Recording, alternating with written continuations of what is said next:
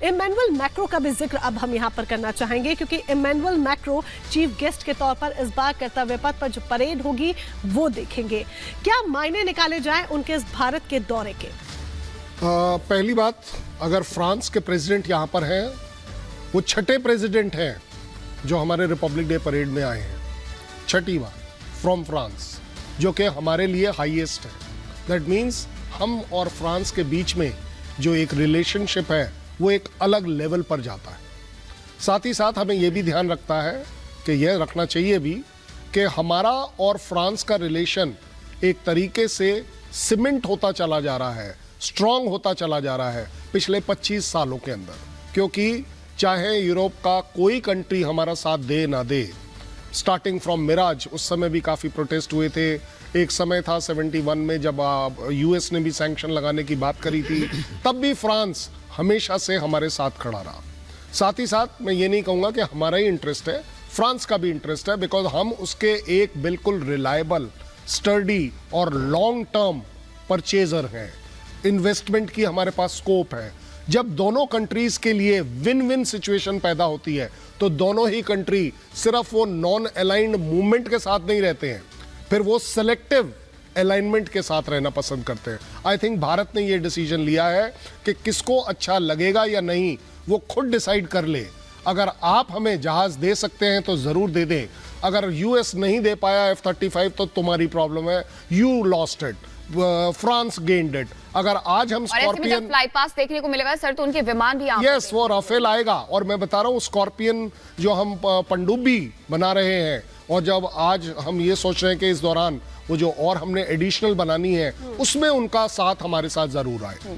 So overall एक बहुत strategic relationship है। चाहे वो आप क्लाइमेट कंट्रोल से बात कर लीजिए, चाहे बाकी अदर फील्ड्स, कल्चरल, हमारे उनके बीच में एक बड़ा अलग रिलेशनशिप हाइटन हो रखा है। और वो दिखता है तस्वीरों में। तस्वीरों में हमने जब कल देखा प्रधानमंत्री किस तरीके से गर्मजोशी के साथ खुद यहाँ इमैनुअल मैक्रो भी गले लगते हुए नजर आते हैं। दोनों अभिवादन करते हैं जयपुर की जनता का, जिस तरीके से घूम रहे थे आपस में, और आपस में जहां पर वो खरीदारी करते हैं तो वो सारी चीजें दिखती है कि भारत के रिश्ते फ्रांस के साथ कितने मजबूत है।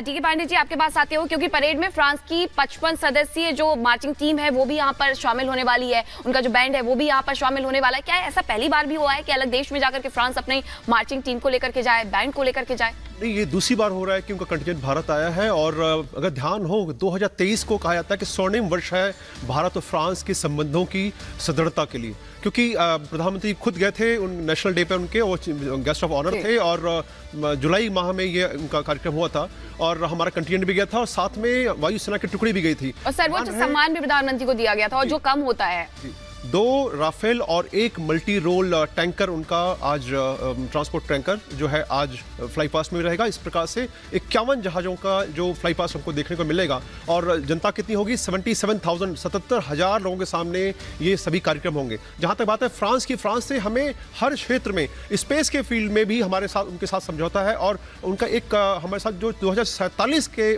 पर एक समझौता जो किया गया, इसका नाम 2047 दिया गया है कि 25 वर्ष फ्रांस के संबंध के हो चुके हैं। और ये जो है 2047 दोनों मुल्कों के लिए बहुत ही महत्वपूर्ण है। और क्योंकि हमें पता है कि 1947 में हम आज़ाद हुए और उसके 100 वर्ष हो जाएंगे, तो हम चाहते थे कि इस बीच में हम उन ऊंचाइयों को छुएं जो अभी तक छूती रही हैं। स्पेस का field, climate change, cyber security, जहाज़ की बात तो हम कर चुके हैं। देखिए, जो एमका की बात हो रही है इस समय कि एमका जहाज़ हम बनाने के प्लान कर रहे हैं, तो वो उसके लिए जो इंजन है वो सैफरन से बात चल रही है।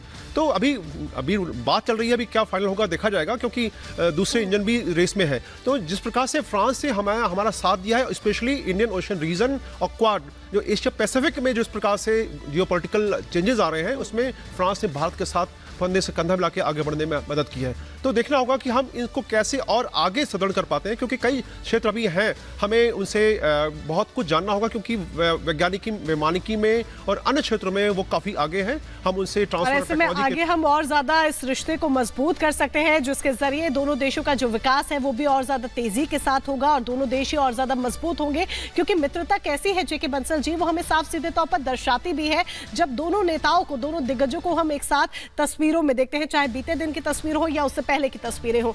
लेकिन इमैनुअल मैक्रो की ये जो भारत की यात्रा है 26 जनवरी के लिए, 25 जनवरी बीते दिन वो राजस्थान में मौजूद रहे, बहुत खास इसलिए भी हो जाती है क्योंकि जिस तरीके से कर्नल शैलेंद्र ने भी जिक्र किया, बहुत स्ट्रेटेजिक है।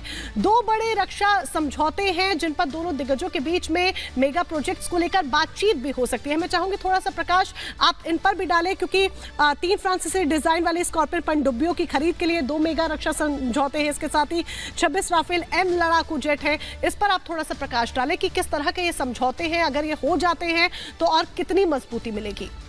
ये समझौते होने से बहुत मजबूती मिलेगी, इंडिया को तो गेन होगा, उससे ज़्यादा फ्रांस को भी होगा। कारण ये है कि फ्रांस की जो कुछ पनडुब्बियाँ ऑस्ट्रेलिया जानी थी उसमें जो ग्रेट ब्रिटेन ने, यूके ने एक अड़ंगा लगा दिया था, तो इस वजह से जो उनके साथ में थोड़े संबंध खराब हुए थे, तो अभी उनको एक मार्केट मिल गया है और उनका जो एक ड्रीम था, जो प्रोजेक्ट था या पनडुब्बी का था, वो हिंदुस्तान के थ्रू पूरा हो जाएगा। इस तरह से जो फ्रांस का जो उनका भी बहुत फ़ायदा है और हमारे उनके साथ में बड़े अच्छे संबंध हैं।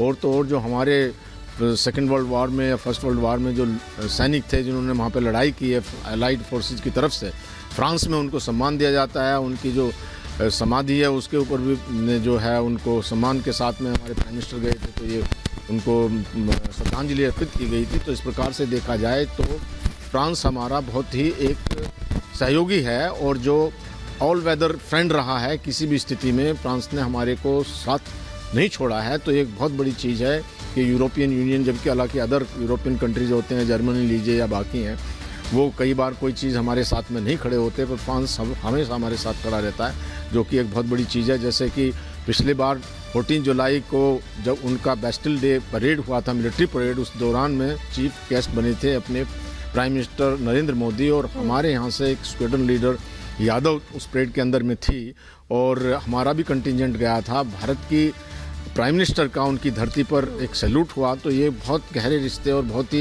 एक आगे बढ़ने वाले रिश्ते हैं, प्रगाढ़ रिश्ते हैं और वक्त के साथ यकीनन ये जो रिश्ते हैं उनमें और भी ज्यादा मजबूती आने वाली है। दिल्ली में इंडिया गेट के आसपास सुरक्षा के कड़े इंतजाम किए गए हैं। हमारे संवाददाता जतिन ने सुरक्षा व्यवस्था का जायजा लिया है, एक रिपोर्ट उनकी देखिए।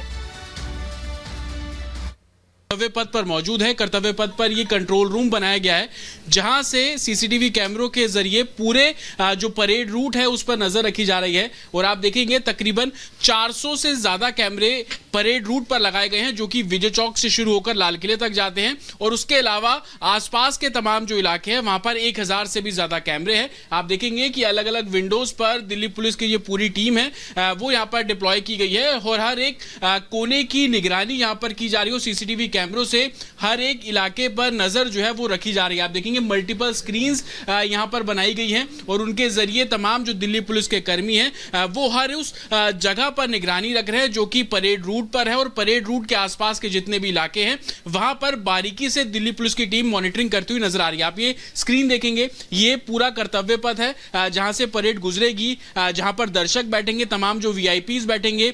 हर उस रूट पर सीसीटीवी कैमरे से नजर रखी जा रही है कि कौन वहां से गुजर रहा है और इसी तरीके से ये पूरा रूट जो कि विजय चौक से शुरू होकर आगे लाल किले तक जाता है वहां पर इसी तरीके से जो दिल्ली पुलिस की टीम है वो निगरानी करती हुई नजर आ रही है। सीसीटीवी कैमरे, हाई डेफिनेशन कैमरे इंस्टॉल किए गए हैं, साथ ही सीपीडब्ल्यूडी के जितने भी कैमरे हैं उन सभी की एक तरीके से जो स्क्रीनिंग है अब वो दिल्ली पुलिस की जो टीम यहां पर गठित की गई है उनके जरिए की जा रही है। 400 कैमरे सिर्फ परेड रूट पर, उसके अलावा 1000 से ज्यादा कैमरे विजय चौक से लाल